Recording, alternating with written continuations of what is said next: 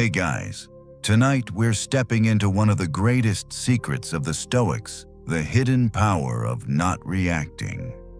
Because in a world that pushes you to be fast, loud, and impulsive, the one who pauses becomes untouchable.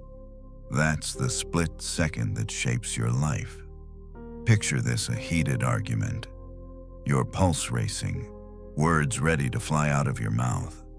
1 second later, the damage is done. You've said something you can't take back. The room is tense. You feel that regret pressing down. What if, in that very moment, you had paused? That tiny decision, the choice not to react, could have changed everything. For example, someone cutting you off in traffic, a colleague insulting you, or a stranger mocking you online. Without realizing it, your peace, your mood, your dignity, all of it gets handed over to them. Now ask yourself, how many times in your life have you felt like someone else held the keys to your emotions?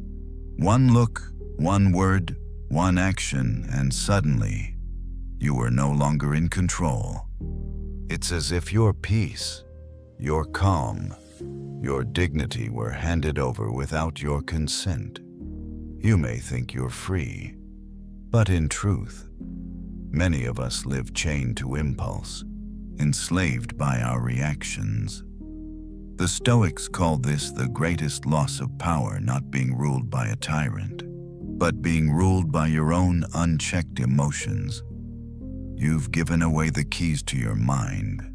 Most people live trapped in this invisible prison, enslaved by reactions they can't control. But you don't have to. And here's the paradox: secret, real strength of the warrior isn't explosive, it's controlled. It isn't the sword that strikes, it's the shield that holds.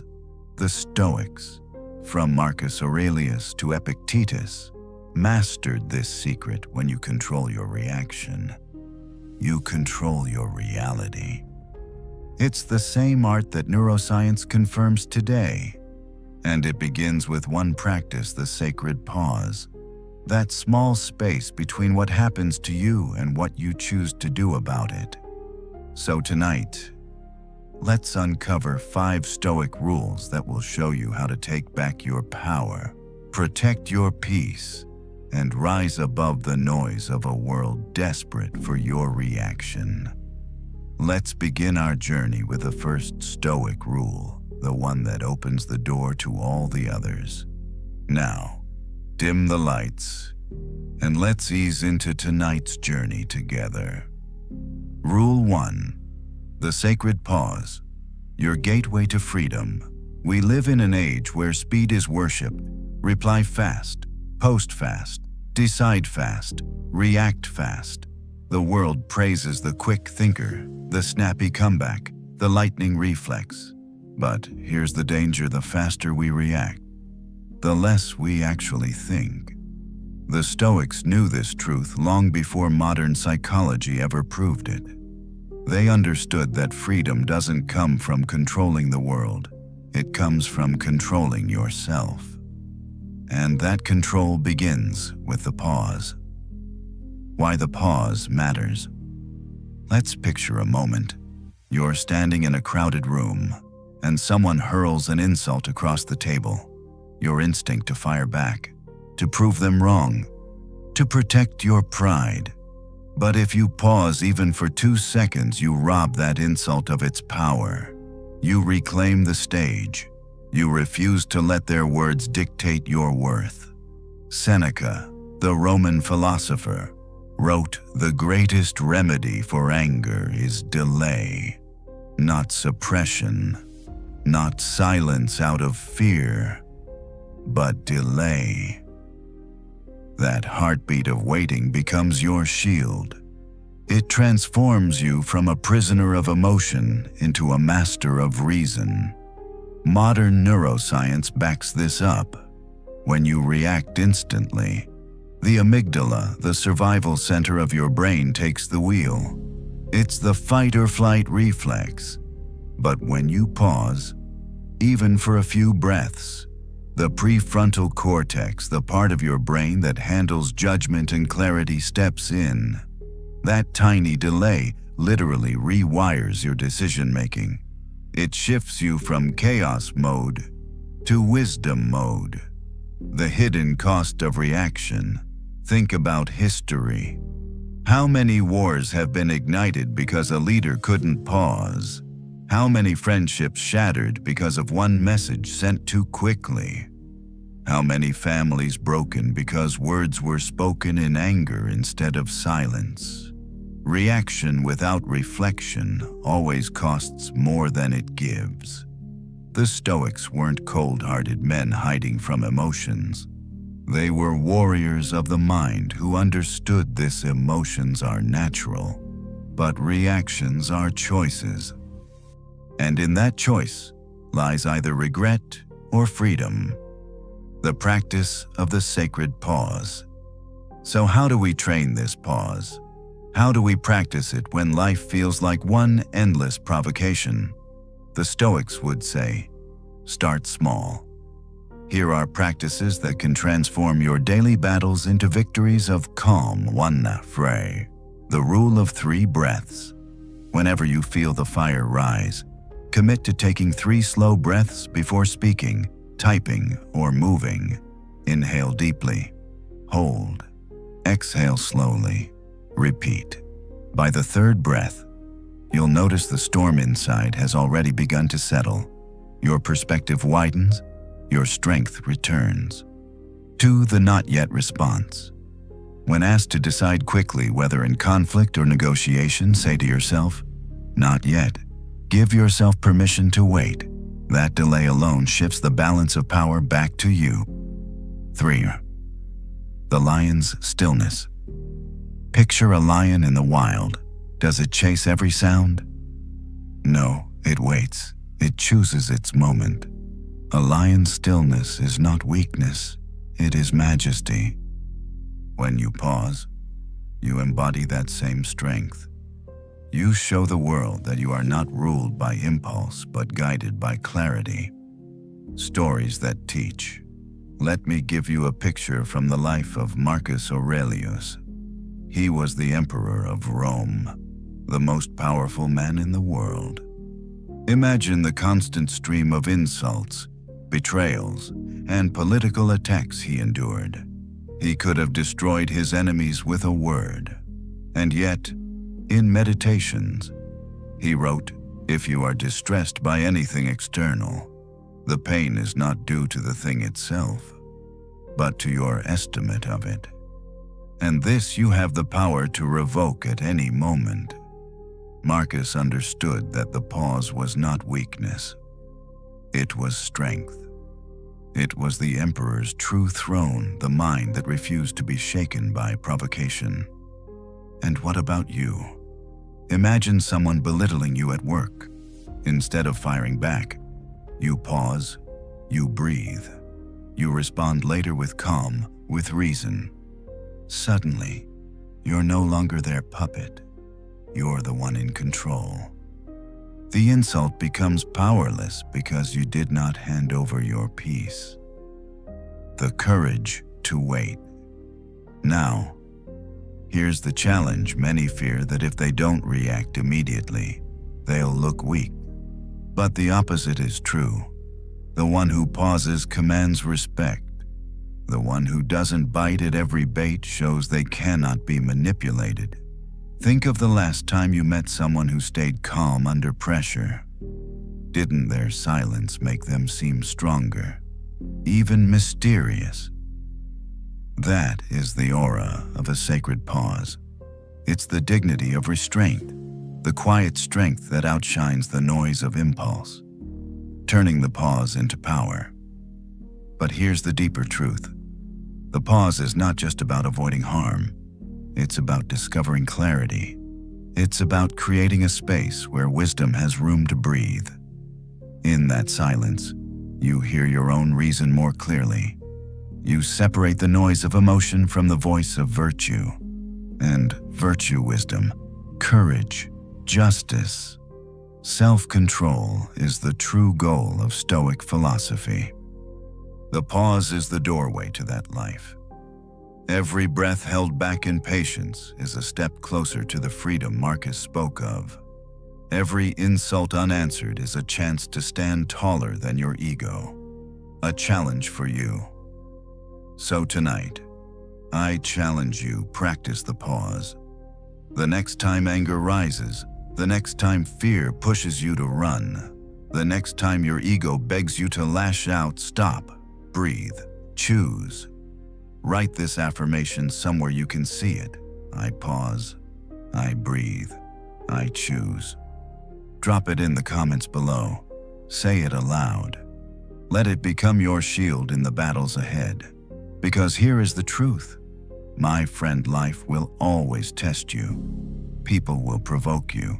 Circumstances will frustrate you. But no one can truly control you unless you hand them the keys through your reactions. The pause is how you hold on to those keys. In short, of Rule 1, the sacred pause is not weakness, it's wisdom. It's the art of choosing dignity over chaos, clarity over confusion, silence over noise. It is your gateway to freedom, the freedom to live untouchable, unprovoked, unshaken. Seneca, Marcus, and Epictetus lived in a world of war, betrayal, and loss. Yet they built empires of inner calm that no enemy could conquer. You can do the same. Begin with one breath, one pause, one heartbeat of restraint. In that silence, you will not find emptiness, you will find power.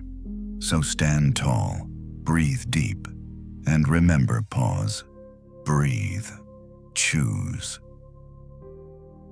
Rule 2. The mirror of truth. What your reactions reveal about you. Let me ask you something personal. When was the last time someone's words pierced you more deeply than they should have? Maybe they called you lazy. Even though you've been working yourself to the bone, maybe they doubted your intelligence, even though you've proven yourself countless times. Or maybe they simply ignored you when you needed to be heard. Whatever it was, it left you with that sting in your chest. Here's the truth the Stoics uncovered. It's not the insult itself that hurts. It's the part of you that believes it, fears it, or feels threatened by it. In other words, your reaction reveals your reality. The Stoics taught that emotions are not enemies, they are messengers. When you get triggered, it's like a mirror being held up to your soul. The anger, the fear, the jealousy, they're not random storms. They are signals pointing to what lies unresolved within you. Epictetus, the slave turned philosopher, put it bluntly: when someone provokes you, be sure that it is your own opinion which provokes you. That means the other person isn't the master of your anger, you are. Their words are external, but your reaction is internal. That fire rising inside, that belongs to you. And what it reveals is your hidden wound, your unguarded pride, or your fragile self-worth. Why reactions are mirrors. Picture a mirror hanging on the wall. When you walk past it, it doesn't create your reflection. It simply shows you what is already there. Reactions work the same way. They don't invent your weakness. They expose it. If someone calls you a liar, and you know with full clarity that you've been honest, their words bounce off you. You shrug, maybe even laugh. But if that same accusation ignites fury inside, it means something deeper is unsettled. Maybe there's a time in your past when you weren't truthful. Maybe your reputation means more to you than your peace. The insult didn't plant that pain, it revealed it. This is why the Stoics insisted never waste your reactions. Study them, learn from them, They are not punishments, they are teachers. The dangerous habit of blame. Most of us, if we're honest, spend our lives pointing fingers outward. They made me angry.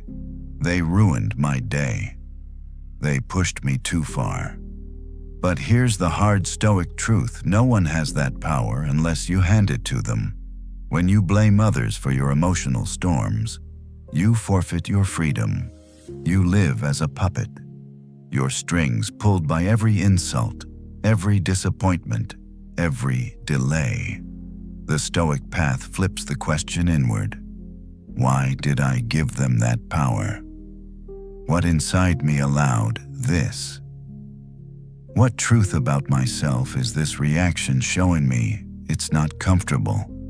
Looking into that mirror never is, but it's liberating, because the moment you claim ownership of your reactions, you reclaim the keys to your peace. Marcus Aurelius and the wisdom of feedback. Marcus Aurelius, the philosopher-emperor, wrote something profound in Meditations. If someone is able to show me that what I think or do is not right, I will happily change, for I seek the truth, by which no one was ever truly harmed. Think about that. The most powerful man in the world, with legions at his command, didn't see correction as an attack. He saw it as a mirror. To him, criticism wasn't humiliation. It was feedback, and feedback was growth. Now, compare that with us today. How quickly do we get defensive when someone points out our flaws? How often do we take offense instead of taking notes? The truth is, every piece of criticism, whether kind or cruel, carries a reflection.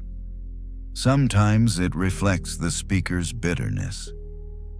Yes, but often it reflects our own insecurities. The practice of self-inquiry. So how do we use this Stoic mirror in daily life with self-inquiry?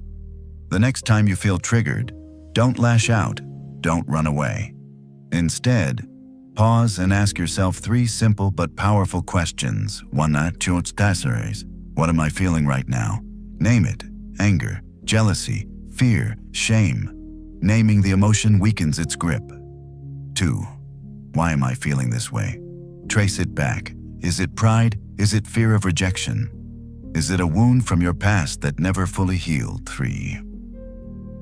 What truth about myself is this reaction showing me?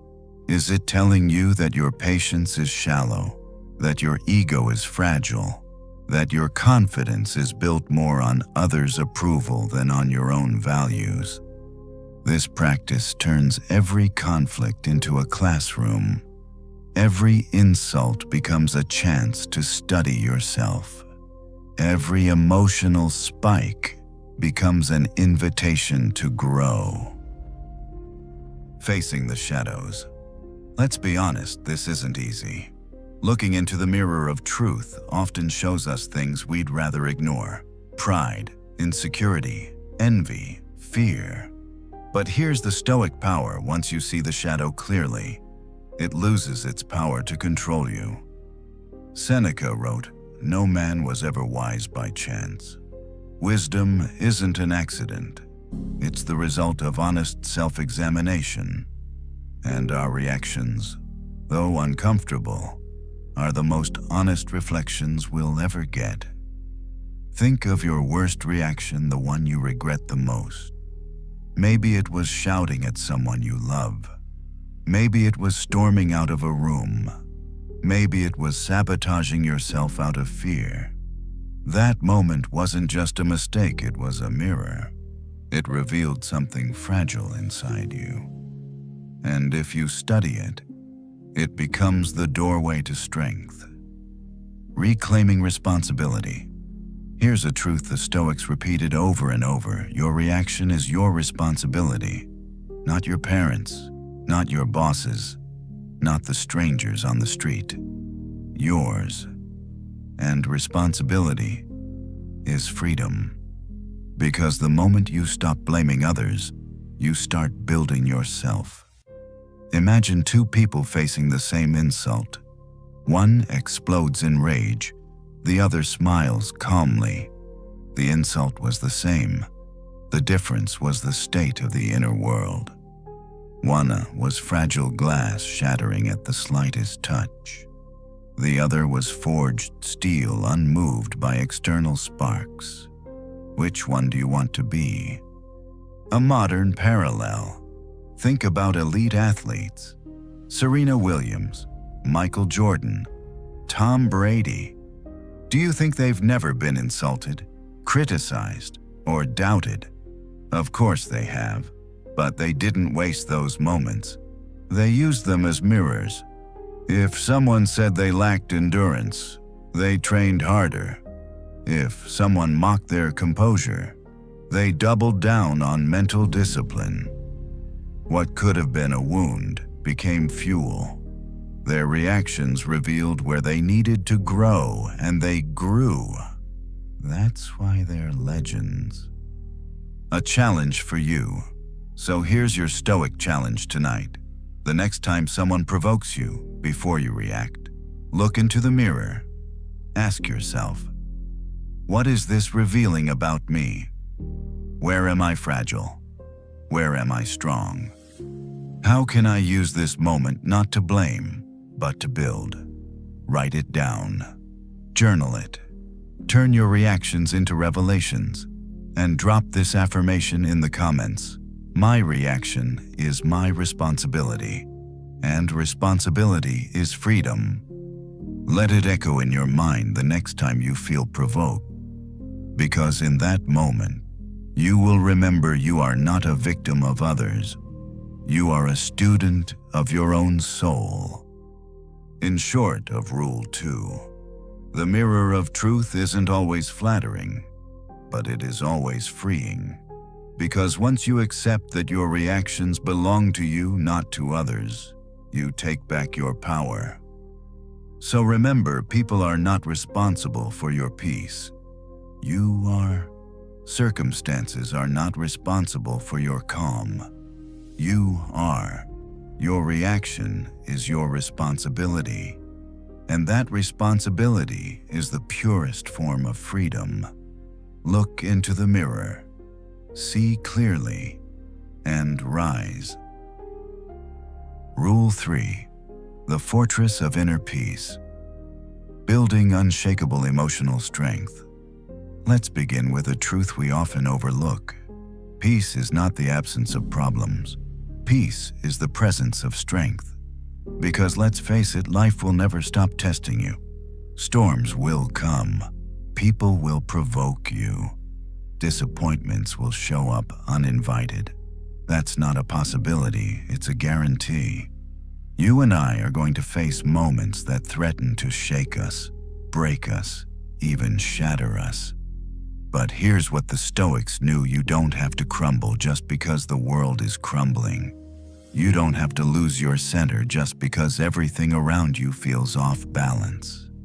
They believed that within every human being, there can exist a fortress, a stronghold of inner calm that nothing from the outside can truly penetrate. The world's illusion of peace. Most people chase peace the wrong way. They tie it to money. If I have enough, I'll finally be calm. They tie it to approval. If people respect me, I'll feel at ease. They tie it to comfort. If life goes smoothly, then I'll have peace. But these are fragile foundations. The moment the money disappears, the respect fades, or the comfort is stripped away, so goes their peace. That's why so many live as prisoners to circumstance. Their calm depends on conditions, and conditions always change. The Stoics built their peace differently. They built it on something untouchable, the mastery of their own minds. Marcus Aurelius captured this perfectly. People seek retreats for themselves in the country, by the sea, in the mountains. But you can find at any moment a retreat within yourself. Think about that. the emperor of Rome, surrounded by political enemies, wars, betrayals, and grief, didn't look outward for peace. He looked inward. He built a fortress in his own soul. What is the fortress of inner peace? Picture a stone fortress standing on a hill. Storms slam against it, winds howl. Enemies rage outside its walls, but inside it remains unmoved, steady, unbroken. That's the image of the Stoic mind, trained, disciplined, rooted in principles instead of circumstances. This fortress isn't about pretending hardship doesn't exist. It's about standing strong in the middle of hardship. It's about holding on to calm even while the storm rages on. And how do we build it? The Stoics gave us 3 pillars: discipline of thought, control of desires, and courage in adversity. Pillar 1. Discipline of thought. Your mind is the entry gate to your fortress. What you allow and what you dwell on will either strengthen your peace or sabotage it. Most of us let our minds become playgrounds for worry. We replay insults. We catastrophize about the future. We obsess over things we cannot control. No wonder our peace is so fragile. It's built on thoughts we've allowed to run wild. The Stoics taught a different practice: separate what you can control from what you cannot. This is the famous dichotomy of control. Can you control whether someone insults you? No. Can you control how you interpret and respond to it? Yes. Can you control the weather, the economy, the outcome of every risk? No. Can you control your mindset, your preparation, your effort? Absolutely. Peace begins where worry ends, and worry ends the moment you train your thoughts to focus only on what is within your power. Everything else, leave it at the gates. Pillar 2. Control of desires. The second weakness in our fortress is desire. Most unrest comes from wanting more wealth, more attention, more validation. But the more you need from the world, the more the world can control you. Epictetus warned, "No man is free who is not master of himself." If your calm depends on whether others like you, whether fortune favors you, whether life feels comfortable, you're not free. You're enslaved. The Stoics flipped this idea of wealth upside down. True wealth is not having everything. True wealth is needing little. Because when you need less, nothing can take your peace away. Think of someone who needs constant validation. Every criticism destroys them. Every rejection shatters them. Their fortress has no walls. Now think of someone who's content with who they are, whether praised or ignored. You can't shake that person. That's inner wealth. That's freedom. Pillar 3. Courage in adversity. The third pillar is courage. Fear is one of the greatest thieves of peace, and yet, courage, even quiet courage, is the anchor of the soul. The Stoics never said we should never feel fear. They knew fear is part of being human. But courage is the decision to act with strength despite fear. Seneca wrote, "He who is brave is free." Notice he didn't say he who never feels fear. He said bravery. The choice to face fear with dignity is freedom. Every time you face adversity with courage, you reinforce the walls of your fortress. Every time you choose strength over panic, calm over chaos, you lay another stone. Everyday examples. Imagine someone hurling insults at you. If your peace depends on their respect, you'll crumble. But if your peace rests on self-control and dignity, their insults cannot enter your fortress. Imagine losing wealth, status, or recognition. If your peace is tied to those things, you'll feel shattered. But if your peace is tied to character, to principles, to who you are when everything else is stripped away, then you remain unbroken. This doesn't mean you don't feel pain. It doesn't mean you don't grieve. Marcus Aurelius lost children. Seneca lost friends. Epictetus endured slavery. They didn't deny the sorrow, but they built a fortress so strong that grief could not consume them. They felt deeply, but they did not collapse. Building the fortress daily. Here's the mistake many make: they wait for the storm to arrive before trying to build their walls. But no soldier waits for war to start training. You don't wait for crisis to start practicing peace. You build it daily, brick by brick, moment by moment. Here's a Stoic exercise you can use every morning. Remind yourself, today I may face rudeness, delays, disappointments, unfairness, but none of these things can steal my peace unless I allow them. Repeat that to yourself until it feels like armor on your mind. Carry it into your day. And when the storm hits, you'll find you already have the strength to withstand it. Guarding the gates. Your fortress is sacred. Don't allow just anyone to walk in with muddy shoes. Not every insult deserves your energy. Not every problem deserves your panic. Not every person deserves access to your peace.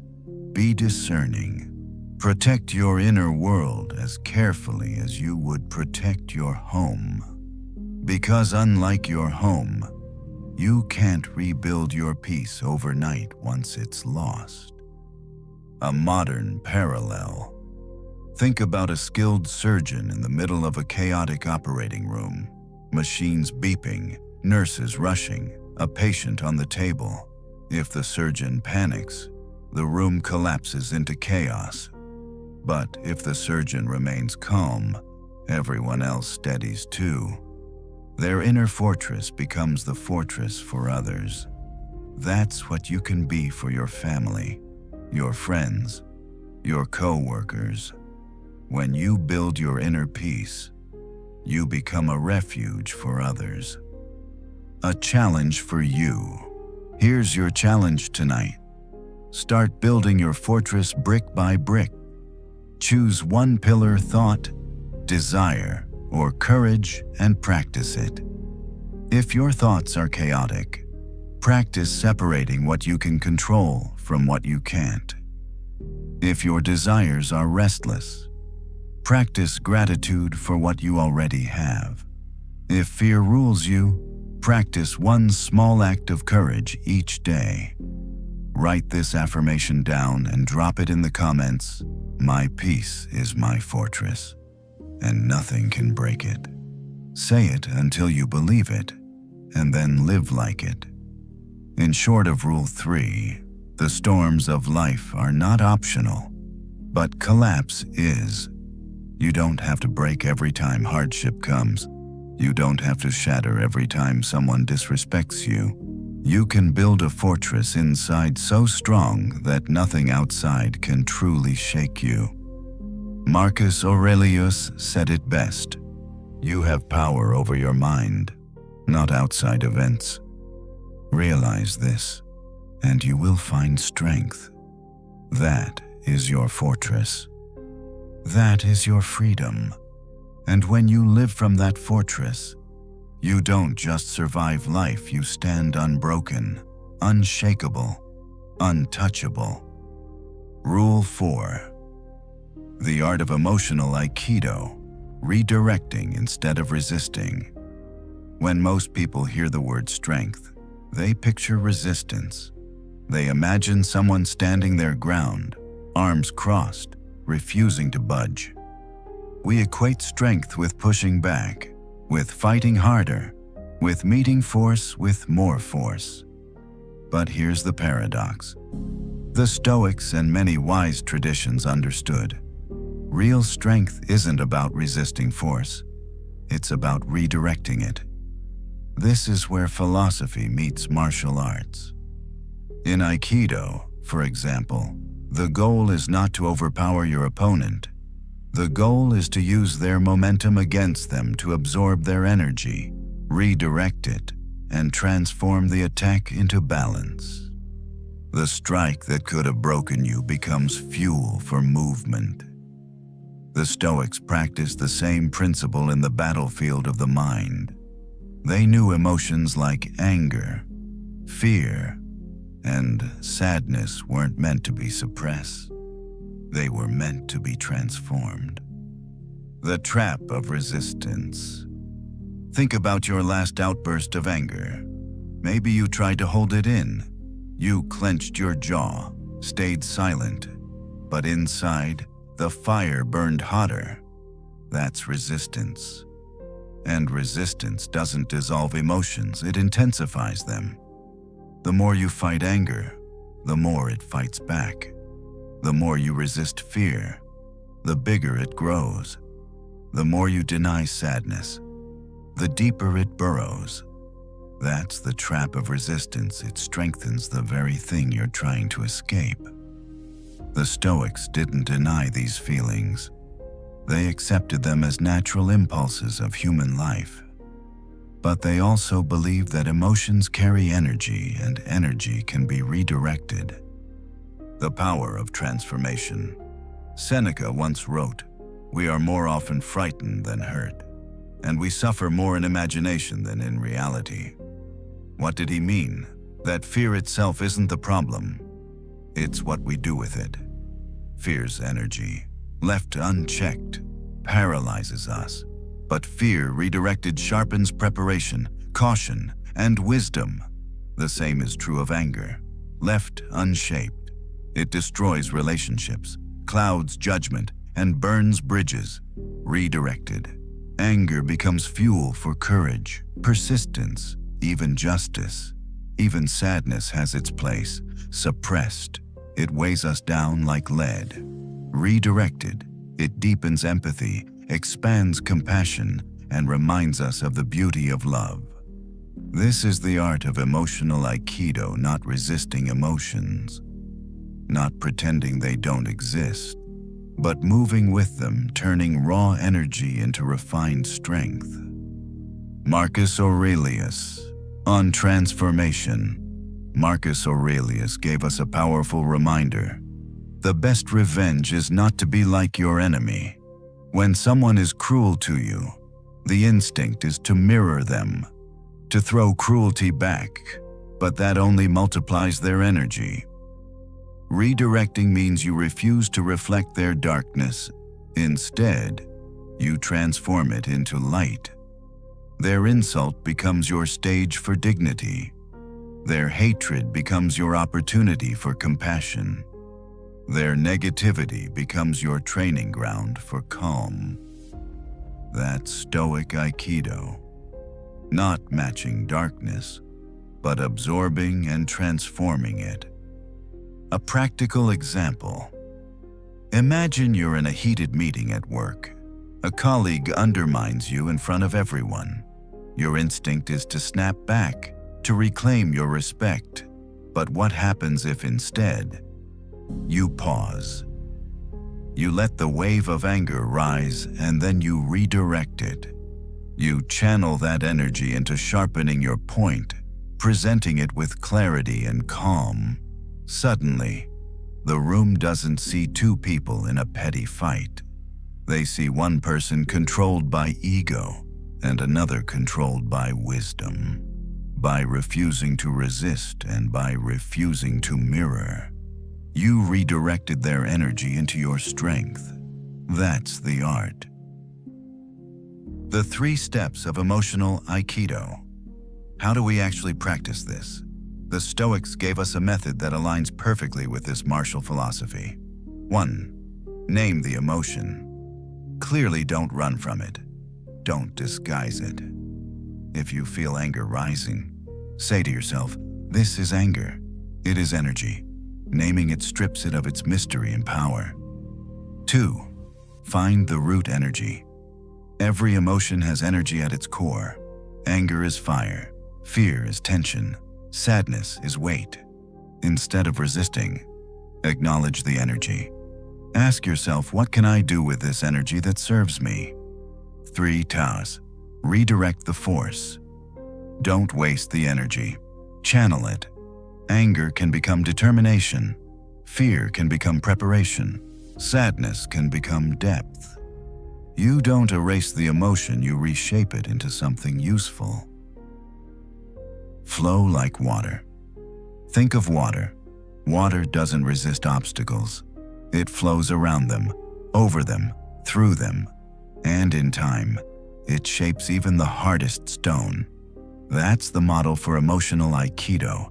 Fluid, adaptable, yet powerful beyond measure.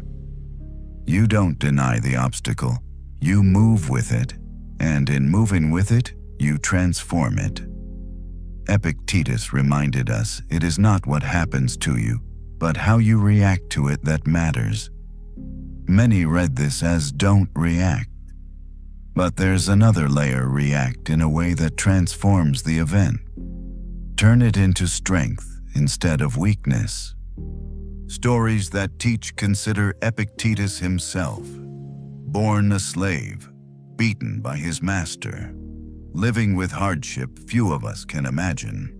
He could have been consumed by rage or despair. Instead, he redirected his suffering into wisdom that still guides millions today. His pain became philosophy. His hardship became strength. Or think of Viktor Frankl, the psychiatrist who survived the Holocaust.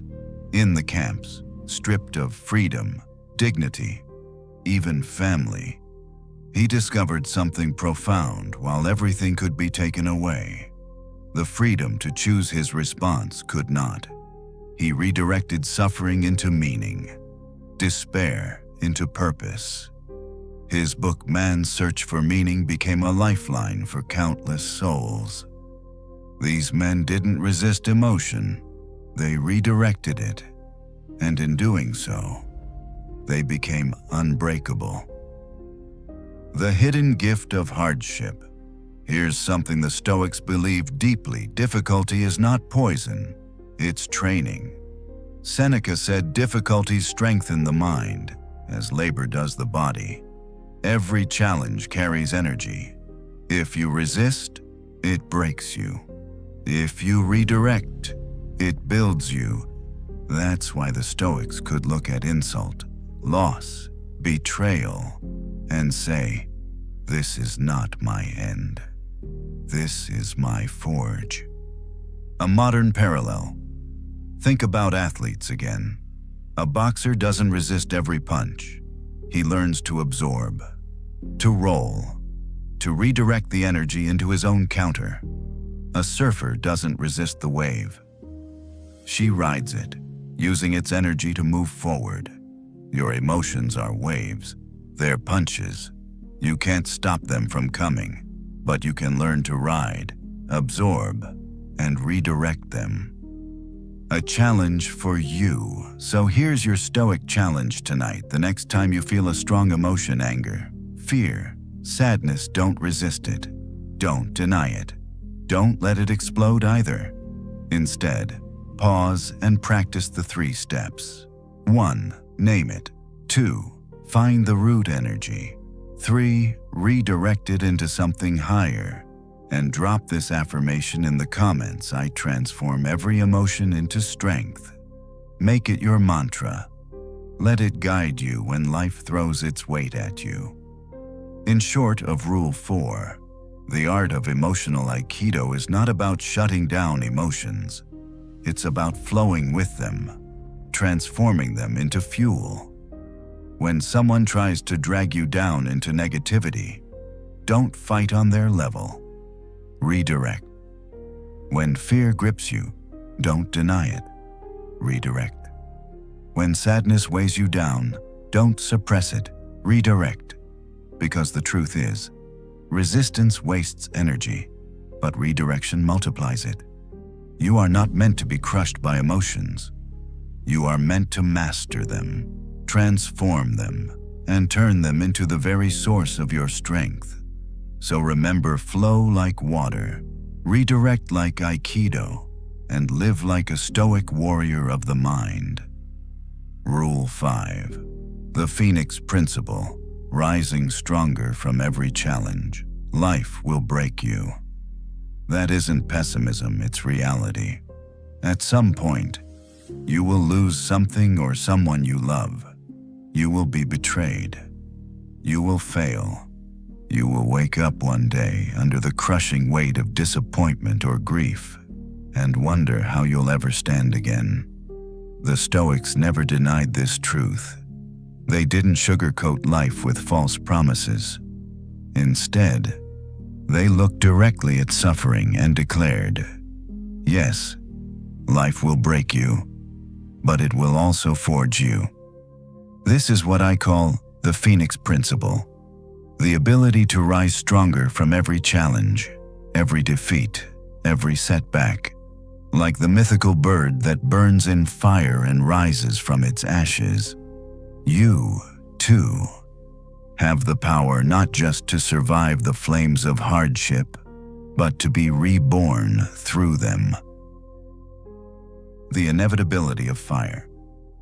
Marcus Aurelius, Emperor of Rome, wrote, "The impediment to action advances action. What stands in the way becomes the way." He wasn't being poetic. He was stating a law of life. Obstacles aren't interruptions. They are the path itself. Hardship isn't a detour, it's the training ground for resilience. Think of fire. Fire destroys. Yes, but it also purifies. It clears forests so new growth can emerge. It tempers steel until it is unbreakable.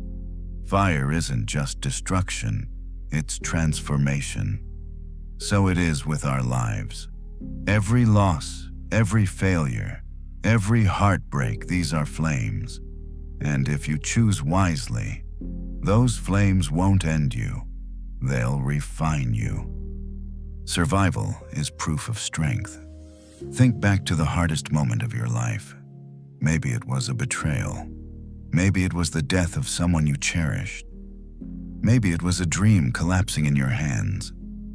At the time, it felt like the end. And yet here you are, still breathing, still standing, still living.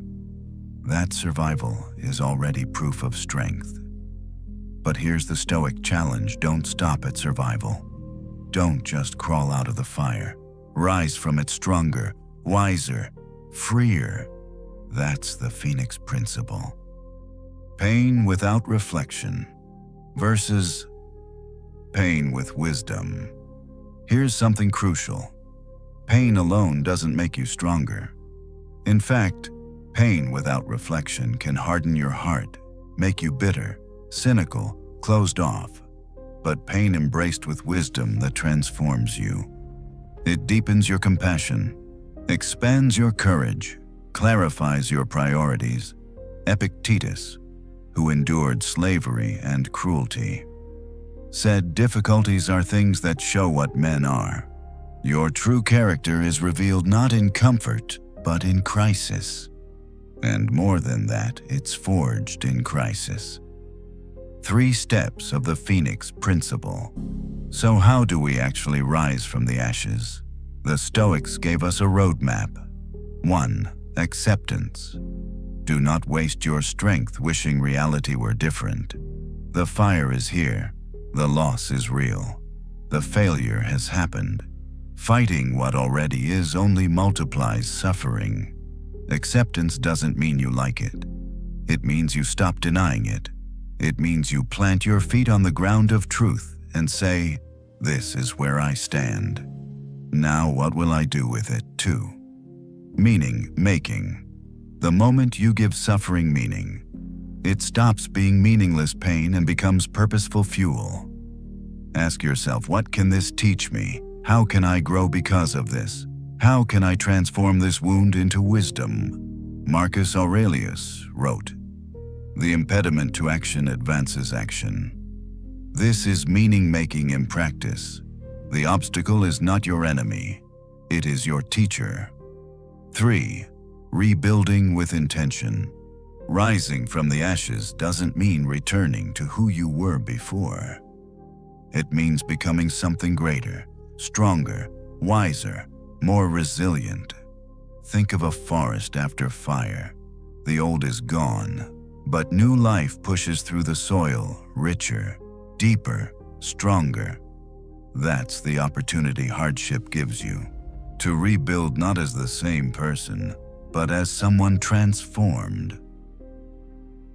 Scars as proof of growth. Every scar on your body tells a story of healing. Emotional scars are no different. They aren't marks of weakness. They are proof that you endured, you fought, you grew. The Stoics themselves bore scars. Marcus lost children. Seneca endured exile. Epictetus carried the physical scars of slavery, and yet they rose. Their scars became wisdom passed down through centuries. What about yours instead of hiding them? Wear them as proof I burned, but I rose. A modern parallel. Think of someone like Nelson Mandela, 27 years in prison, beaten, silenced, stripped of freedom. He could have emerged bitter, broken, vengeful, but he rose from those ashes with forgiveness, with vision, with strength that transformed a nation. That's the Phoenix principle in action. Pain redirected into power, loss turned into leadership. A practice for you. Here's a practice you can use whenever life throws you into the fire. Write this sentence somewhere visible. This will not end me. This will grow me. Repeat it until your soul believes it, because that shift from victim to creator is the moment ashes turn into wings.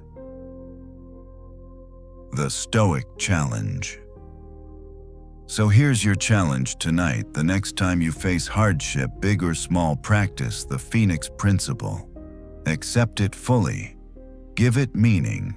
Rebuild with intention. And then drop this affirmation in the comments: I rise stronger from every challenge. Let it echo inside you until it becomes second nature. In short of Rule 5, life will break you.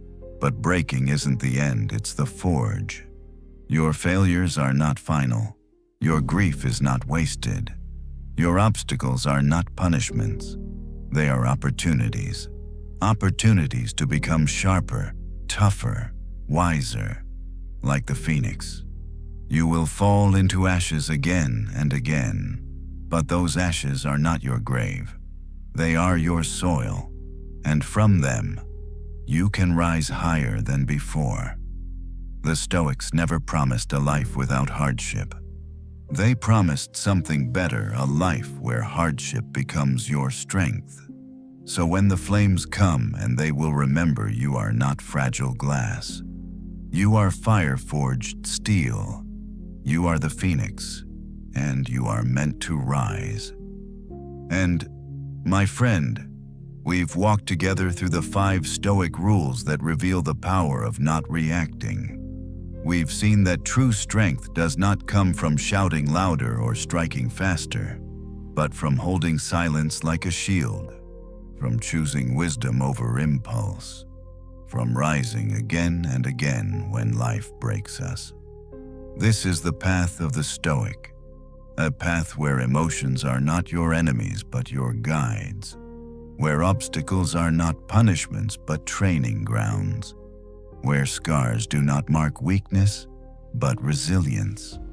Take these principles with you, not as theories but as practices. Breathe deeply before you speak. Study your reactions with honesty. Guard your peace like the most sacred fortress.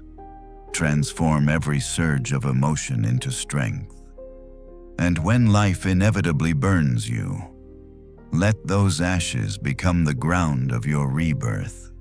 Because you are not powerless, you are not fragile, you are not at the mercy of the world. You carry within you the strength of a mind unshaken, the calm of a soul untouchable, the fire of a phoenix destined to rise. Now, slow down with me. Breathe deeply. Inhale the calm. Exhale the weight of the day.